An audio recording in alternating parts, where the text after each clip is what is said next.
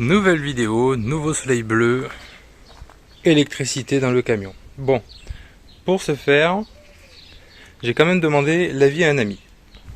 Parce que bon, moi, dès qu'il n'y a plus de clavier de souris, je ne sais pas m'en servir. Et j'ai souvent peur de faire n'importe quoi. Enfin, ce serait con d'inverser un plus et un moins. Alors, qu'est-ce qu'on a fait? Ça va être mon bandeau LED qui va aller au milieu. Seulement, je le fixe pas parce que demain, on va me placer le Velux. Et ça serait con que les LED tombent pile poil sur le Velux ou que le gars il puisse pas poser le Velux correctement parce que j'ai fixé le bandeau LED. Voilà, donc je le ferai après. Donc au pire, j'aurai un trou à repercer. Le fil, il part d'ici. Voilà, j'ai soudé les LED ensemble. Et ça arrive ici. D'ailleurs, merci AliExpress, sponsoring, représente. Ces petits tubes là, tu passes les deux fils dedans, tu chauffes au briquet, ça soude. Bon, alors ça dépanne, c'est pas de la grosse qualité, hein. Enfin si, enfin je sais pas. Mais ça tient bien dans le temps et dans tous les cas ça dépanne quand tu sais pas faire de soudure. J'arrive pas à fermer la boîte à une main, je vais la fermer. Donc on est donc sur une rampe LED qui part d'ici, qui monte là, qui va ici. Voilà, donc ça c'est le câble et qui va arriver dans la boîte ici, qui va être branché sur un interrupteur pour allumer le bandeau LED blanc quand j'ai pas besoin de faire l'ambiance lounge. Voilà. Deuxième truc que j'ai fait, j'ai shunté l'allume-cigare qui vient ici dans la boîte là. Pourquoi? Parce que normalement lui il est branché sur la batterie du camion. Et en fait, je voulais pouvoir avoir un allume-cigare pour quand le camion est à l'arrêt. Genre, tu t'arrêtes, tu vas à la plage, tu veux laisser ta glacière tourner. C'est quand même bien qu'il soit sur la batterie annexe. Donc du coup, on l'a shunté, il tire et il arrive sur le fil qui pendouille là où il y a mon doigt. Deuxième truc que l'on a fait, bon en fait, il m'a juste aidé à tirer les câbles parce que c'est quand même plus simple à deux. Et il m'a aidé pour le branchement de ça. Deuxième truc que l'on a fait, on a mis deux gros câbles, un plus un moins, qui arrivent du coup ici, qui vont être sur le tableau de fusible, parce que là il va y avoir un tableau pour les fusibles. Quatrième, autre truc qu'on a fait, on a tiré un gros câble multi-brin, plein de brins en attente, donc qui passe pile poil dans la gaine, donc une deuxième gaine qui arrive jusqu'ici, cette gaine là je l'avais pas tirée, qui vont me permettre au cas où je veux y rajouter d'autres choses et qui arrivent ici. Voilà. C'est à peu près tout. Du coup maintenant ce que je vais faire aujourd'hui, c'est comme je vous l'ai dit, je vais devoir préparer le camion vu que demain on me pose le Velux et la personne va me mettre là le boîtier fusible, me mettre le coupleur séparateur sur la batterie. Donc sur le Jumpy, la batterie elle se trouve ici, donc j'ai dit ici. Hop. Voilà, c'est un utilitaire donc il fallait forcément qu'il soit en bordel. Donc voilà. Ici j'ai la batterie moteur et dedans il va me mettre le coupleur séparateur avec la deuxième batterie de cellule. Ça c'est mon filtre RBMC pour quand je vais faire la reprog. Et ça c'est mes housses de siège que je vais essayer de monter. Donc il va me mettre la batterie de cellule sous ce siège là qui va aller alimenter le compartiment moteur parce que je voulais pas avoir la batterie là où je vais dormir. Et puis dans tous les cas, si j'ai un passager il se met sur ce siège là, jamais sur lui. Donc bon ben, dans tous les cas il y a assez de place en dessous normalement pour mettre la batterie. Donc là aujourd'hui ce que je vais faire dans un premier temps, c'est que je vais devoir déconnecter la batterie, enlever les deux sièges là pour que le technicien de demain gagne du temps. Et accessoirement, j'ai mis la tablette au début dans l'électricité, où je vous montrerai aussi dans la vidéo. Et en fait, en essayant de l'emboîter, elle est passée de l'autre côté. Donc je vais essayer de la fixer correctement. Donc là aujourd'hui, on est plus sur la partie habitacle avant. Et après, il me reste toujours l'habillage de la porte latérale que j'ai pas fait, que je pourrais faire, on va dire, un peu plus tard ou plus tard dans la soirée si j'ai du temps.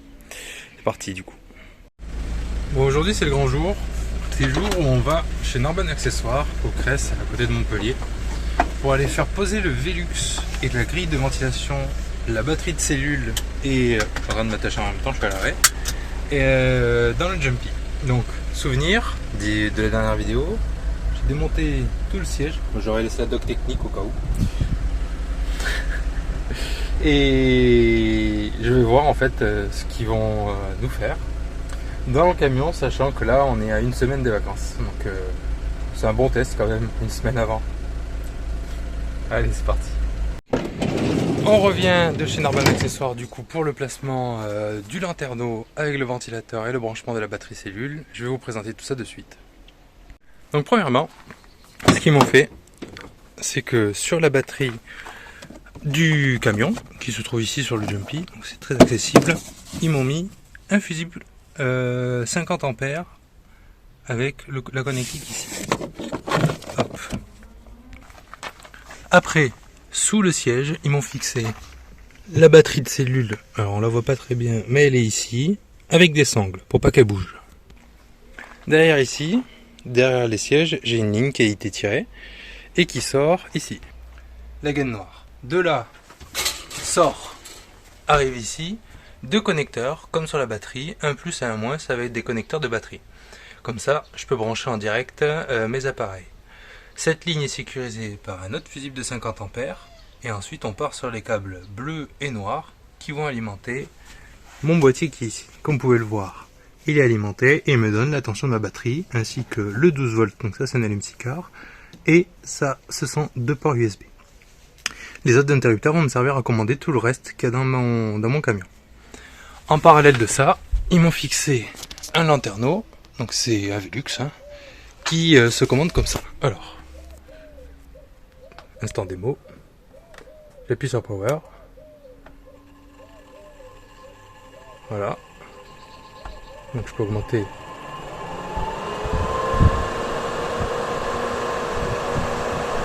voilà, je peux inverser le sens de rotation,